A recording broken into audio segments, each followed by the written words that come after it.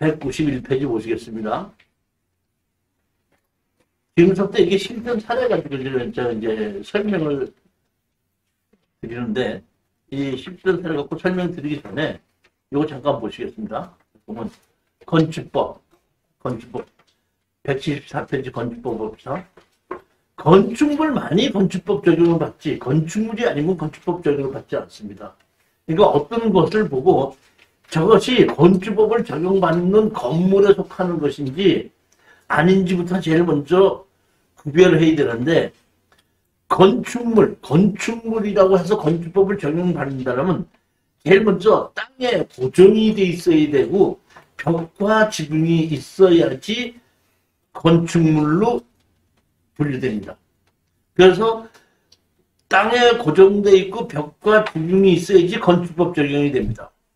건축물의 용도란 건축물의 종류를 유사한 구조 이런 목적으로 어떤다? 형태로 분류해서 건축법에서 어떤다? 만들어 놓은 것을 건축물의 용도라고 하고, 건축 허가를 받기 위해서는 반드시 건축물의 용도가 들어가야 됩니다. 건축물만이 건축물의 용도가 나오지 건축물이 아니면 용도가 나올 수가 없다는 얘기입니다. 9번째입니다. 대수선이라고 있습니다. 대수선.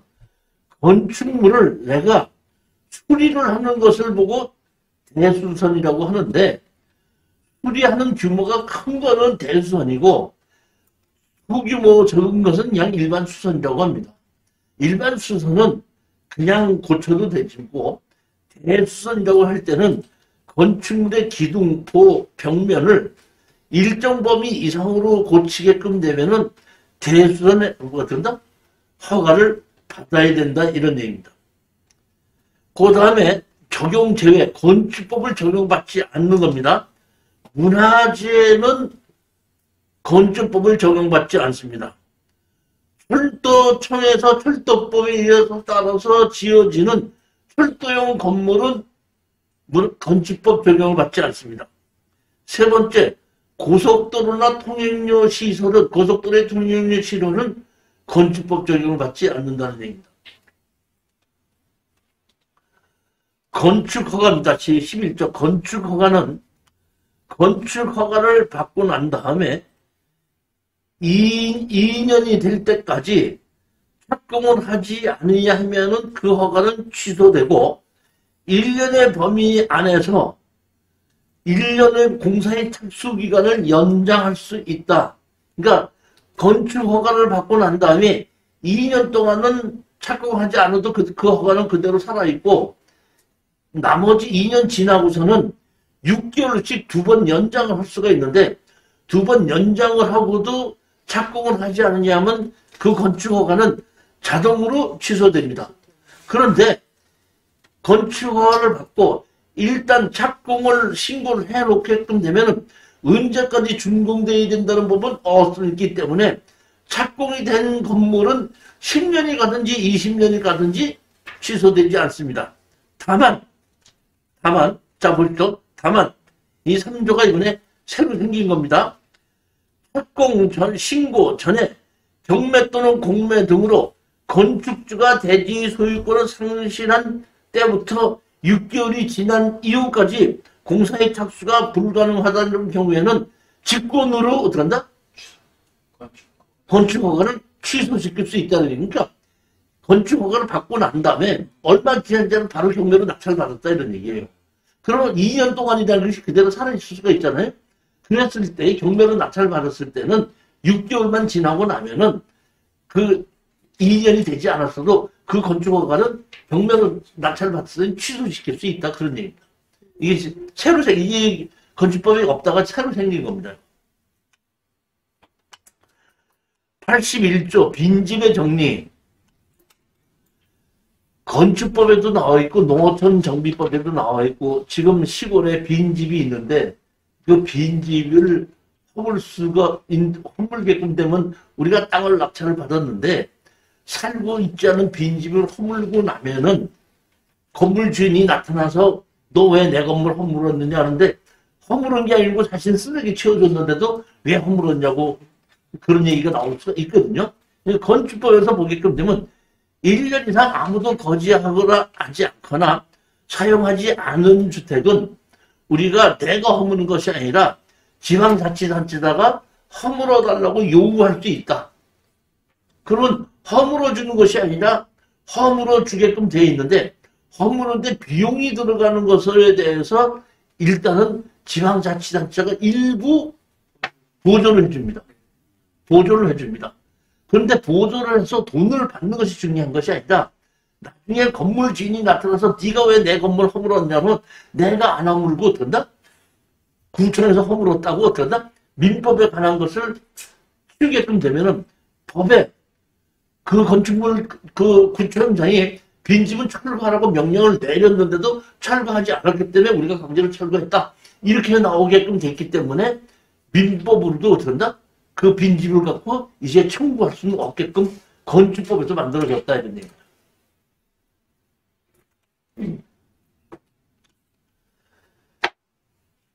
191페이지 보겠습니다.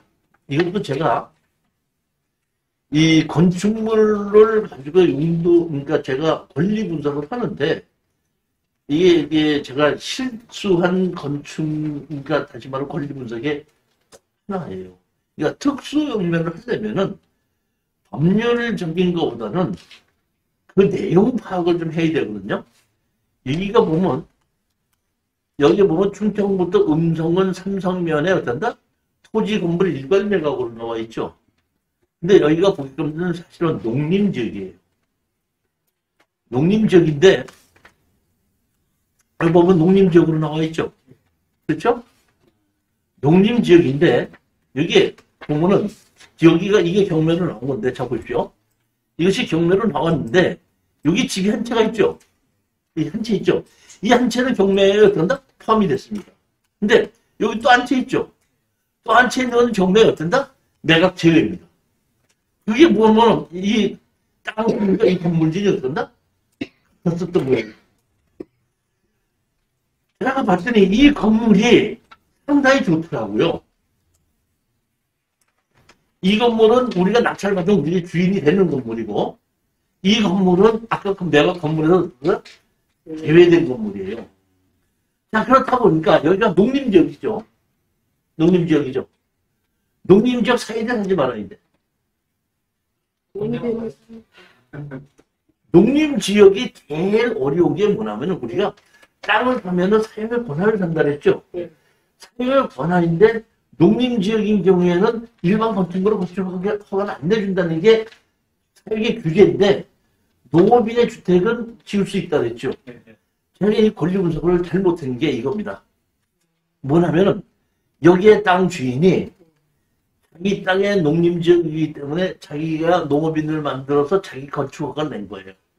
근데 요 땅도 건물을 짓기 위해서 제가 보기에는 동네에서 농사를 짓는 사람 이름을 빌려서 건축허가를 받은 거예요.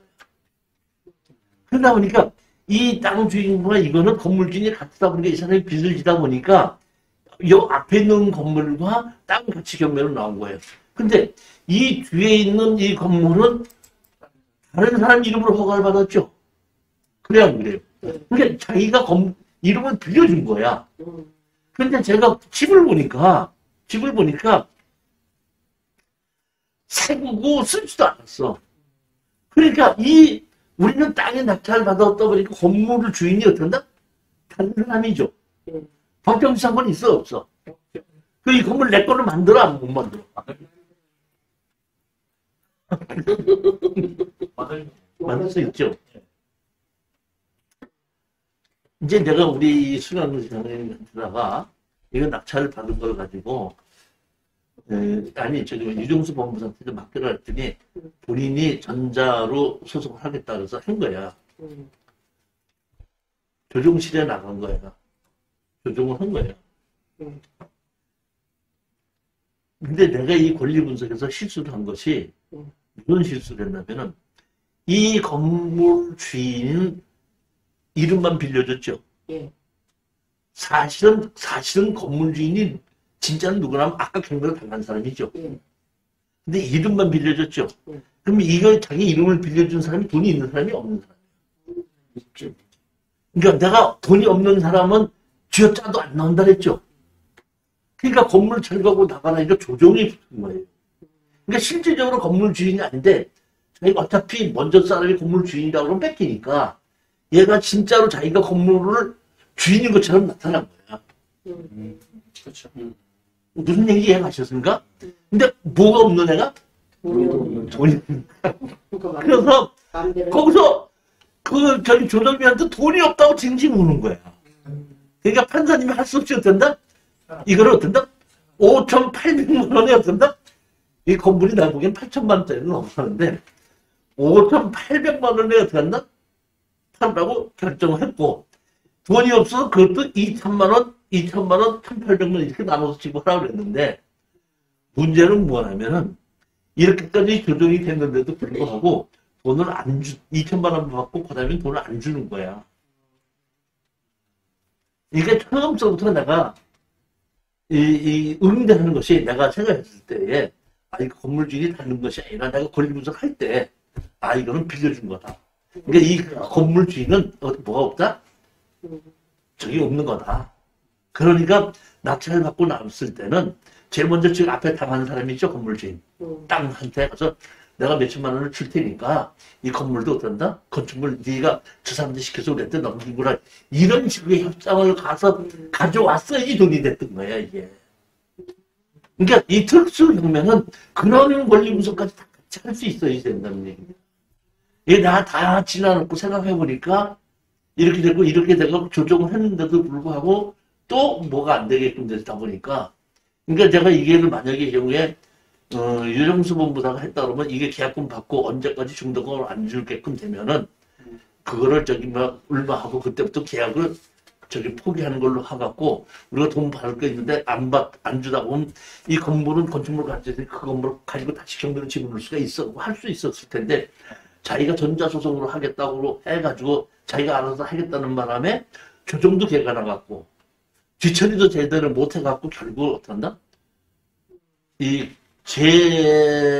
가격을 낙찰을 제대로 받았는데도 불구하고 똑바로 수익을 못 올리는 사례입니다. 보면. 제가 보게끔 되면 가장 보면 안타까운 게 뭐냐면은 제가 등록금 60만 원 내라는 건 아까웠고 안 내는 사람도 있어요. 왜냐면 자 볼 때 예를 들어봅니다. 제 사장님 안 사람이 좀 친하죠. 알았죠? 그럼 이제 4개월 전에 또 60만 원 내야 되죠. 60만 원 내야 돼. 안 사장님 30만 원 주고 최 사장님 주고 내가 주는 서류 가지고 둘이서 같이 권리분석하면 돼 안 돼? 그럴 수 있잖아요. 얼마든지 그럴 수 있다. 그럼 60만 원 아꼈죠.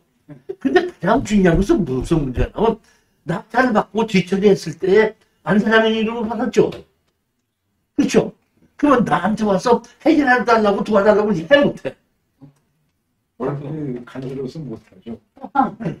그렇기 때문에 그 60만 원을 아껴놓고선 2, 3천만 원 기억나요.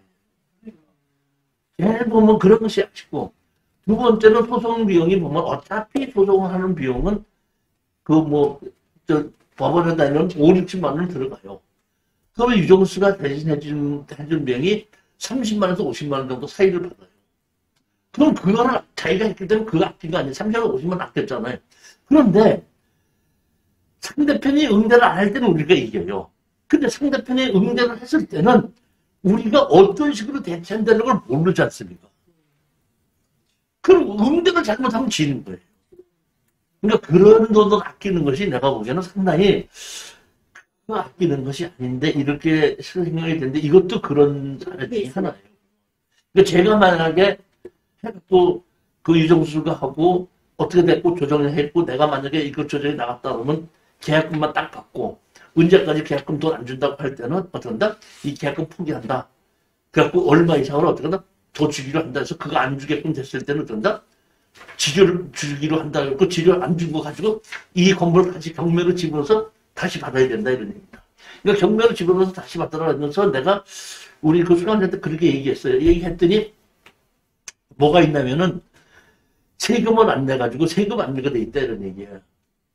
세금 압류가 돼 있다 이런 얘기예요. 그러니까 그게 선순위 아니냐 이런 얘기예요. 선순위는 맞아요.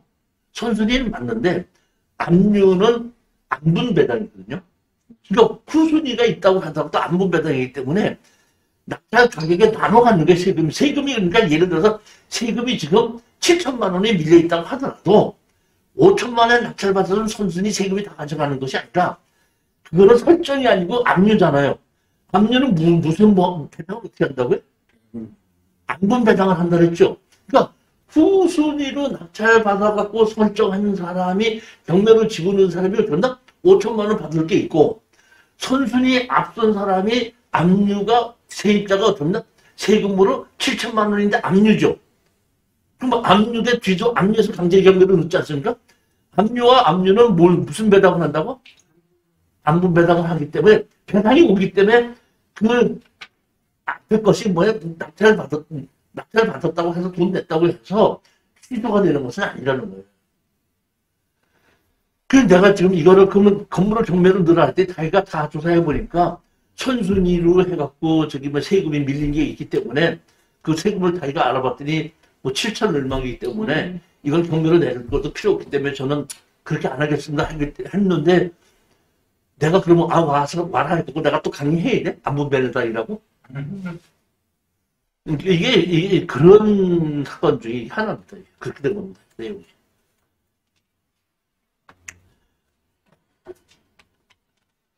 이것도 마찬가지입니다. 여기 보면, 토지 건물 지분 매각이죠. 그렇죠. 그러니까 2분의 1인가 3분의 1인가가 경매로 나왔어요. 낙찰 받았는데 집 상태가 좋더라고요. 그래서 제가 이거를 법무사한테 맡겨서 소송을 지르랬더니 이것도 그 낙찰 받은 사람이 자기가 전자소송으로 집어넣겠다고 한 건데 상대편이 뭐라고 했냐면 이렇게 해갖고 여기가 건물이 여기 있거든요. 그러니까 건물이 네가 땅을 3분의 1이니까 땅으로 들어가서 3분의 1을 가져가라 하고 답변을 하고 땅만 그렇게 달라도 좋다 해갖고 들어간다. 나머지 건물이 있는 것이 건폐율과 용적률에 적합하다는 것을 얘가 그 근처에다 물어갖고 답변을 받아갖고 재판장에다 넣더라고. 그러니까 판사님이 어떻게 하냐면 그럼 너 이렇게 갖고 이렇게 가지고 판결을 내렸어요. 아니 그러면 아까 우리가 낙찰 받을 때 땅만 낙찰을 받았을 때 이게 가능한 겁니다. 건물도 낙찰 받았죠. 3분의 1. 그럼 건물을 어떻게 하라는 얘기죠. 그러니까 빨리 이의 신청을 하고 그럼 부당하다. 내가 건물도 낙찰 받는데 그럼 건물 3분의 1은 나 어떻게 줄 거냐. 이렇게 얘기해서 이거는 현물 분할이 아니라 현금 분할을 할 수밖에 없다 하고 이의 신청을 하게끔 되면은 맞다 하고 주장을 하게끔 되면 그렇게 되는 건데 본인이 법무사한테다 아깝다고 자기 몇십만 원 안 내겠다 자기가 해놓고 지역 줘놓고서는 교수님 잘못 골라서 이렇게 됐잖아요. 나한테 갖고 온 거야. 무슨 얘기인지 이해가 가십니까? 예.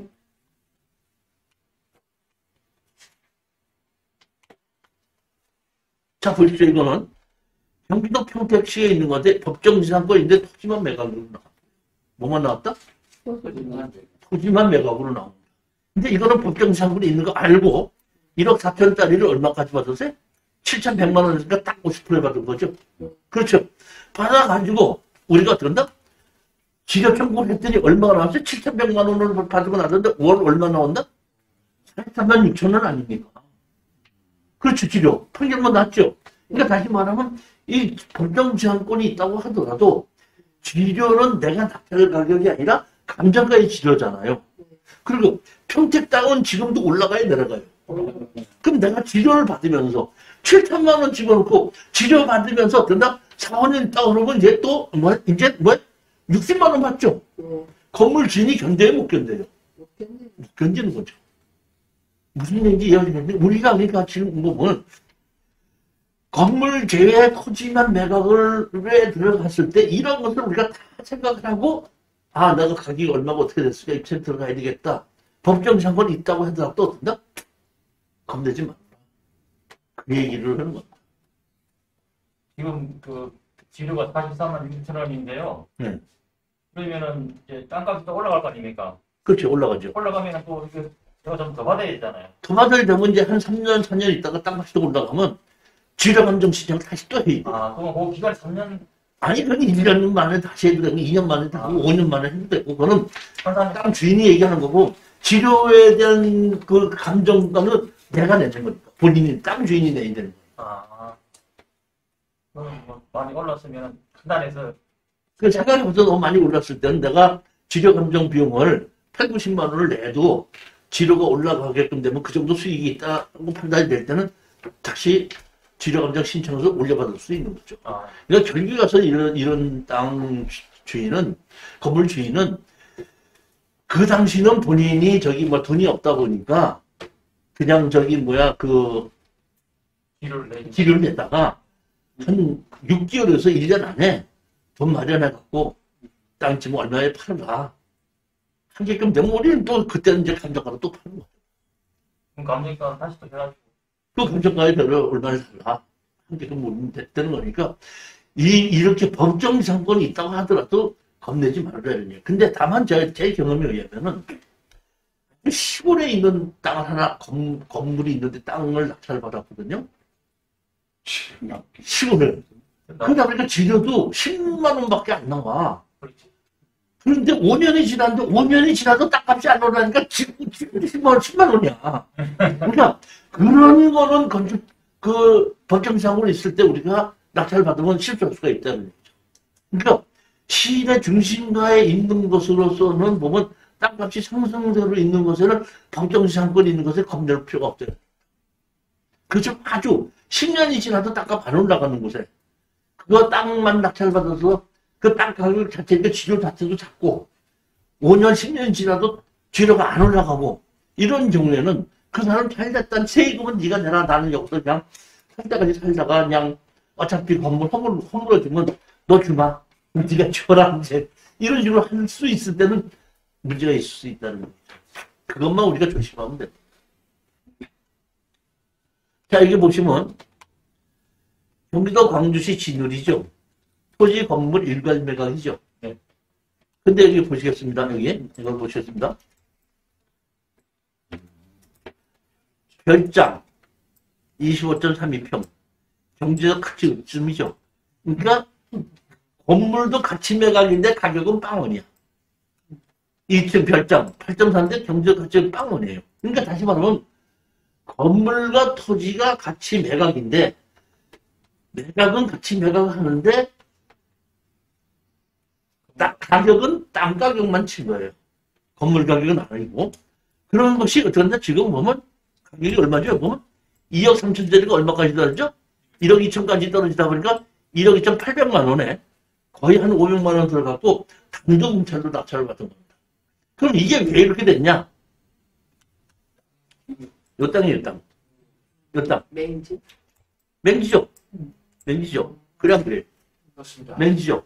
그럼 맹지는, 자, 보십시오. 이 맹지는 지적도상 맹지야, 건축법상 맹지야? 지역도상 무슨 맹지겠죠? 지적법상 맹지죠? 그러면 우리는 건축법상 맹지는 사지 말아야 되고, 지적법상 맹지는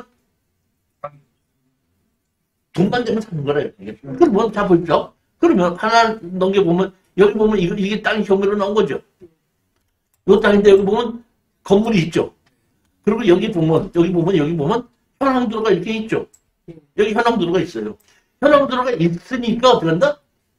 이게 건축허가 나서 있는 거예요. 제가 사실 여기 건물을 가봤더니 옛날 건물이 2층인데 목조 건물이더라고.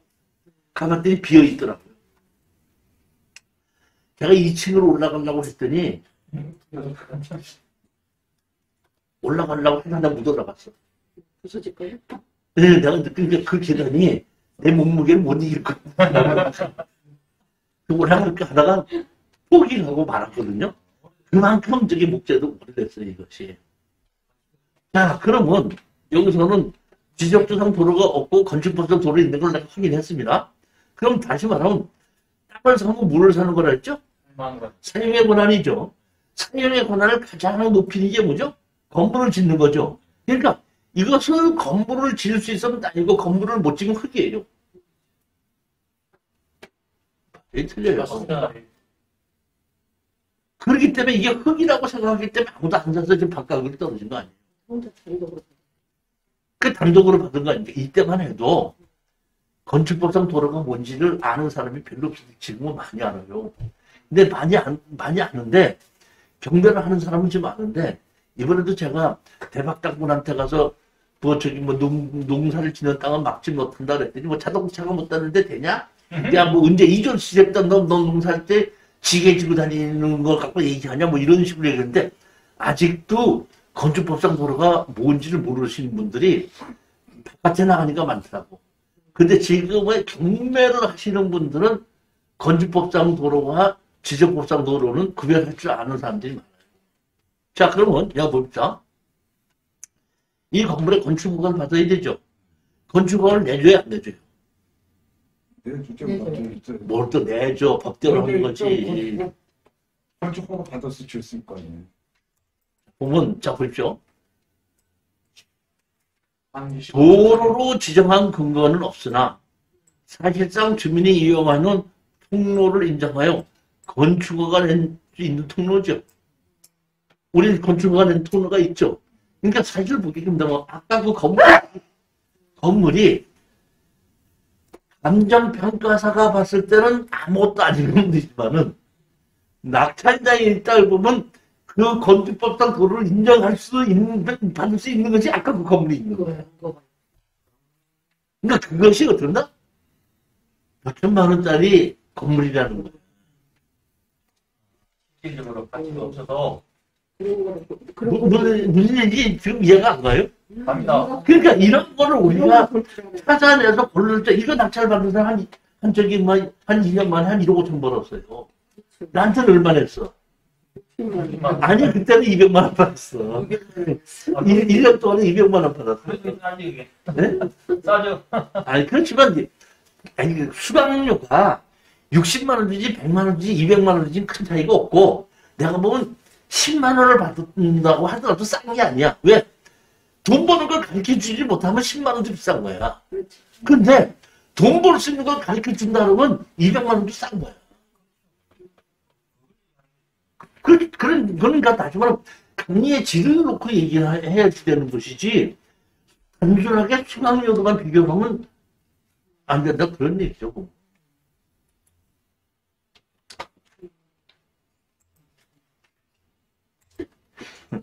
작년에 공부 뭐 했어? 이제 알아들으니. 그러니까 아까 같은 건축물이 없는 나대지인 경우는 안 되죠. 나대지인 경우는 안 되죠. 나대지인 경우는 안 되죠. 건물이 있었기 때문에. 근데 만약에 저게 건물 허물었잖아요. 건물 허물었으면 또 안 돼요. 지목만 되지. 안 되는 겁니다. 그럼 어떻게 돼? 건물을 허물었으면 안 되는 거예요. 건물을 허물지 않고 그대로 있고 건축물 관리가 그대로 살아있잖아요. 예. 그렇기 때문에 그거 갖고 되는 건데 만약에 경우에 저거 건물 허물고 몇 시 했잖아요.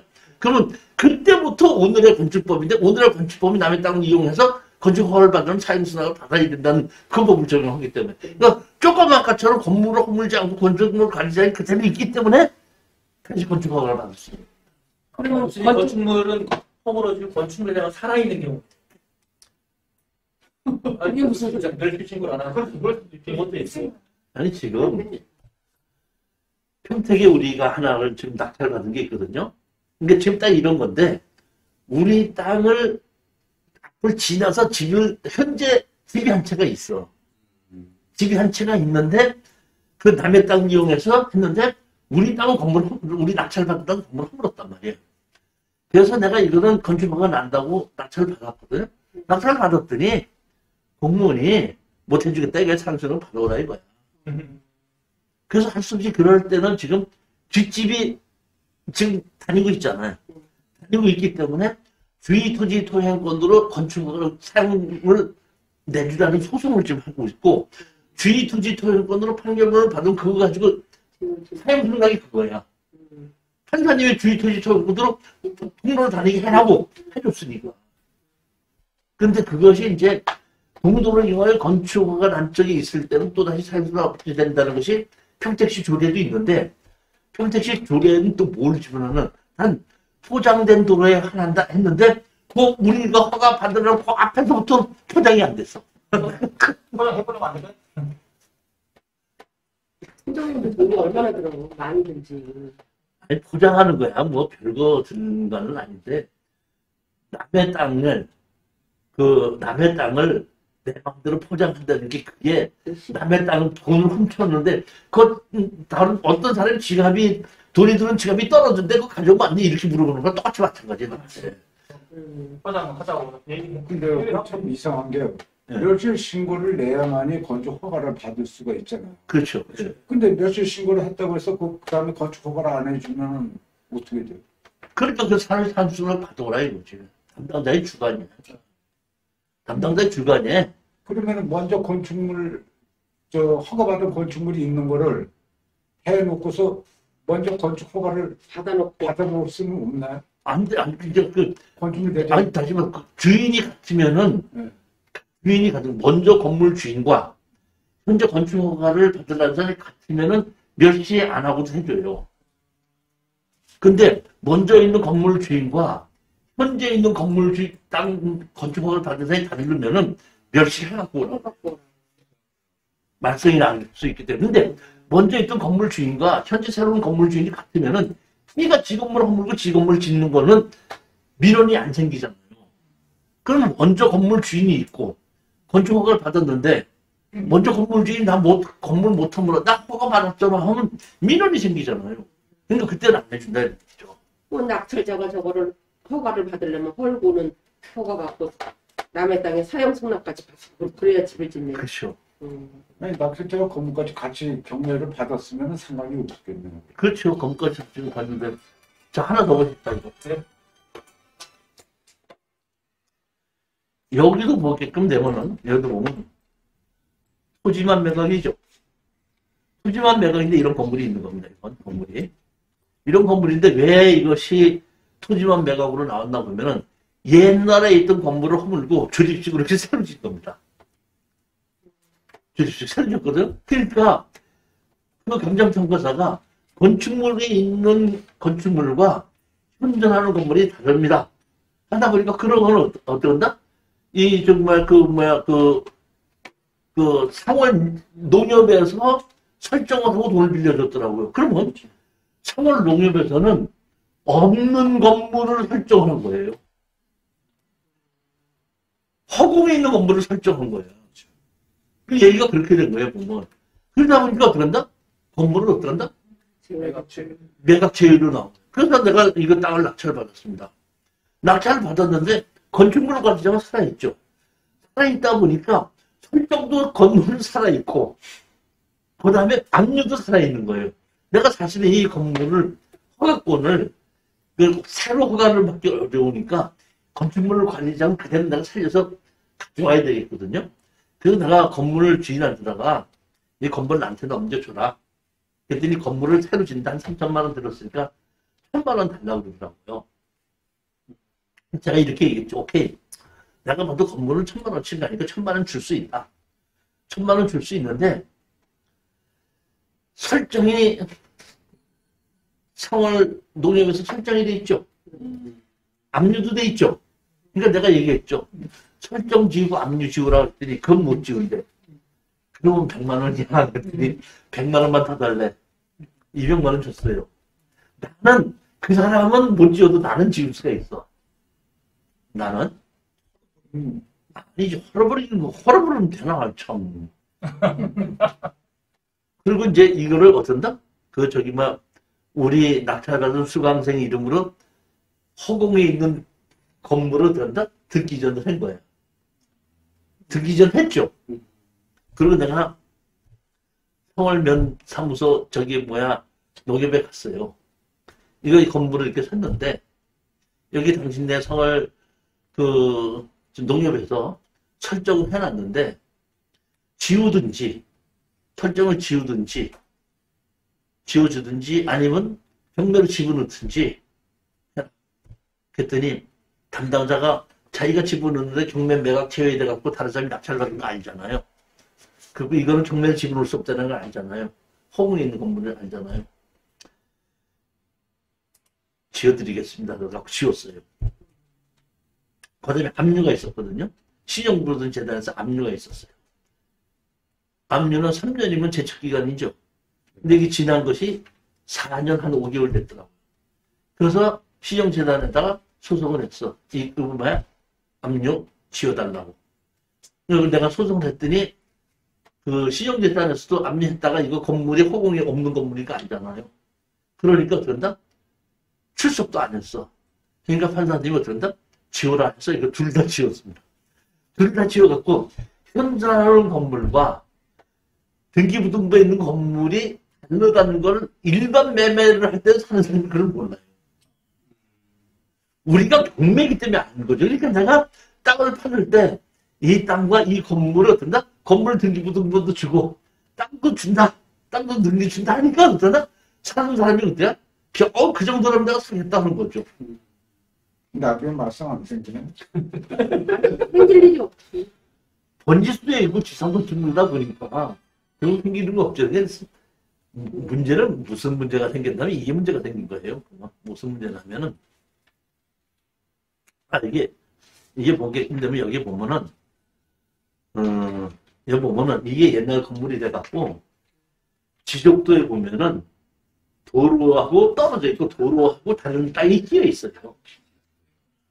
끼어 있어요. 그러니까 이게 사는 사람이 남의 땅을 이용해서 이 도로를 왔다 갔다 하다 보면은 이 땅 주인이 저기 뭐 막을 수도 있지 않느냐. 그거를 한번 허가를 받아달라고 그러더라고요. 그러면 그 땅 주인이 앞에 땅 주인이 안 받겠다고 허락을 해줘 안 해줘? 그게 자금을 내가 자금을 못 받았었어요 이거를. 그래가지고 내가 할 수 없이 된다. 이 논산시에다가 이 건축법상 이게 새로 신축을 할 때 사용승낙을 받아야 되냐 했더니 이거는 비도시 지역으로 사용승낙 받지 않아도 건물을 질 수 있다 하는 거를 갖다 줬더니 그 잔금을 받을 수가 있었어요. 근데 잔금을 주겠다고 또 잔금을 또 안 주더라고. 내가 해주고 다 해줬는데 그래서 내가 이 잔금을 왜 안 주냐 그랬더니 이번에는 자기가 대출을 받아서 잔금을 주려는데 대출을 안 했기 때문에 그래서 그러니까 은행에서는 경매로 진행됐고 건물과 땅 주인이 달라가 건축물 관리자가 있는 거 현재는 건물이 다르기 때문에 이건 또 땅하고 건물 같이 다 설정해봐야 이게 땅만 경매로 진행되면 못 받을 수 있다 이렇게 그런다 안 해준다는 거야. 대출을 안 해줘서 안 주는 게 아니라 못 주는 거래. 그래서 내가 또 다시 가서 가르쳐줬어. 내가 물어봤어. 이제 거기 고민중개사한테다가 그러면 대출해 준다는 사람하고 좀 가깝대. 자기가 친한데. 그래서 자기가 이렇게 한번 대출을 다 해준다고 해서 다 해주는데 이것만 안 해준대. 그러면 내가 얘기했죠. 그렇다면 토지주가 만약에 대출금을 내가 갚지 않는 경우는 이 토지 위에 있는 지상 건축물을 같이 경매로 내놓는 것을 동의한다는 것을 각서를 제출하면 대출을 해줄 거다. 이렇게 얘기했더니 그걸 갖다 주고 대출을 받았습니다. 그러니까 그러니까 은행에서는 돈을 빌려주고 이자를 받는 것이 업으로 하는데 자기네들이 돈을 빌려주지 않을 때는 회수를 못할까 모르죠. 그러면 현수하는 건물이 아주 좋은 건물이 있죠. 좋은 건물이 있잖아요. 조립식으로 새로 지은 건물이. 그러면 땅을 낙찰을 받고 받아가지고 경매로 집어넣는데 건물을 매각 재로 하게끔 되면 땅을 낙찰받는 사람이 없다 보니까 가격이 떨어지고 마는데 이 좋은 건물도 어떡한다? 같이 경매로 집어넣는 걸 동의한다 그러면 지금 허공에 있는 것이 설정이 아니라 이 건물을 설정하는 거죠. 경매로 집어넣을 수 있으니까. 그러면 대출을 해주는 겁니다. 그래서 대출해가지고 어떤데 잔금을 받은 것이 이 사건입니다. 아이고, 힘든 것은 이런 것은 힘든 거에 들어가지도 않고 교수님이니까 이걸 해냈지. 우리 같은 거 좀 깨게 하고 어려운 거. 제일 우리가 돈을 많이 벌었던 것이 이거죠. 보면 이겁니다. 이게 보면은 평택시의 땅이 얼마가 나왔죠? 1360평이죠. 감정가 얼마죠? 22억인데 낙찰을 얼마 했죠? 16억에 했죠. 이게 보게끔 되면 여기 보면 뭐가 있냐면 뭐였죠? 이게 가처분이 있죠. 가처분이 있죠. 가처분이 세 개가 선순위 가처분이 세 개가 있는 거예요. 그러니까 선순위 가처분이 있는 거를 낙찰 받아야 못 받아요. 선순위, 그러니까 부순위 가처분이면 낙찰 받을 수 있는데 선순위 가처분은 낙찰을 못 받았거든요. 근데 가처분 날짜가 언제가 보세요. 날짜가 언제죠? 네? 2008년. 2008년이죠. 다 2008년이죠. 대책기간 지났어요, 안 지났어요? 지났죠. 그러니까 제가 이거를 어떤다? 낙찰 받아라 해가지고 낙찰 받아가지고 바로 소송을 해서 대책기간으로 지웠거든요. 지우자마자 이게 10억 버는 겁니다. 10억 다시 팔. 이거 지금 뭐야? 이거 실전 사례로 우리 그 제가 그 창원에서 그 강의할 때 거기에 있는 그 공투자들을 내가 이거 공동 투자하자 그랬고 처음에 이게 한 10억 남으니까 들어가자고 해갖고 18명인가 19명이 공투 들어가게 했거든요. 근데 마침 거기에 있는 수강생 중에서 한 사람이 뭐냐면 법무사 사무장이 있었어요. 근데 내가 이걸 공투 물건으로 발표하고 들어갈 때 모집해라고 그랬더니 나오고 나서 이제 공투 들어갔으면 내가 다음 주에 올 때 이름 적어내라. 그럼 같이 공투 들어가자 했는데 내가 오자마자 그 사람이 나는 어느 법무사 사무장으로 있다. 근데 이종실이가 선순위 갖춰보니까 인수다. 선순위이기 때문에 이건 권리부서 잘못한 거다. 이건 들어가면 안 된다 해가지고 18명인가 19명이 했다가 반이 줄어들고 9명이 확정이 됐어요. 그랬더니 나중에 9명만 들어가기로 돼 있더구나. 그러니까 9명만 들어서 9명 이름으로 이 공수를 낙찰받아서 10억 벌어서 나눠 가진 겁니다. 근데 이것을 배출을 안 해주는데 물건이 좋다 보니까 8억을 우리가 만들고 8억은 대출을 받았어요. 건물 매각 제외예요. 이 건물이 아주 좋은 건물이 건물이 3개가 있습니다. 건물이. 그래서 그 건물 매각 제외인데 건물 그 주인한테 우리가 팔고 나올 수도 있고 나머지 땅은 우리가 그냥 팔 수 있는데 이걸 보면은 감정 가격으로 평당 120만 원인가 얼마로 나와갖고 우리가 90얼마 원을 샀었는데 거기가 실질적으로 거래가 250만 원씩 됩니다. 그렇게 해서 수익을 오는 겁니다. 그러니까 이렇게 대책기간 해서 지울 줄도 알아야 되고 그 다음에 이것이 경매가 이렇게 건물 매각 제외로 나왔을 때 우리가 어떤 식으로 이거를 대처를 해야 되는가 이거를 우리가 정확히 알아야 되는데 아까도 말씀드렸지만은 두 사람이서 어떤다? 같이 의논해갖고 야 거기서 60만 원 내는 거 뭐 하려고 각자 60만 원 내. 둘이 가서 최선하님이 대표로 60만 원 내세요. 그리고 그 이종실이가 파는 물건 같이 저걸 갖고 와서 들어보고요. 그 다음에 최 사장님 그걸 인터넷으로 들어가서 나 저기 집에서 저기 아이디 가르쳐 주세요. 그 경매 물건 가르쳐 주려고 내가 강의 다 들을게요. 이렇게 돼서 해결이 다 되는 것 같지만은 특수 경매는 낙찰 받는 것이 50%고 뒤처리할 줄 아는 것이 50%. 우리 사장님이 최 사장님 낙찰 받은 거 토지만 낙찰 받은 것도 걱정하지 말라고 그러잖아요. 걱정이 돼야 안 돼요. 되죠. 걱정이 되는데 내가 걱정하지 말라고 그러죠. 그러니까 어떻게 해? 그 뒤에서 언제든지 서포트 해줄 사람이 있다 보니까 자신하고 입찰이 들어가는 거예요. 그러니까 뒤에 서포트 해줄 사람이 있느냐 없느냐에 따라서 엄청나게 어떻게 차이가 날 수 있다 이렇게 아시면 됩니다. 맞습니다. 이런 특수 경매 물건을 우리가 언제든지 나오면은 이렇게 돈이 한 5억에서 10억씩 남는 거는 1년에 6개월에 한 건 정도예요.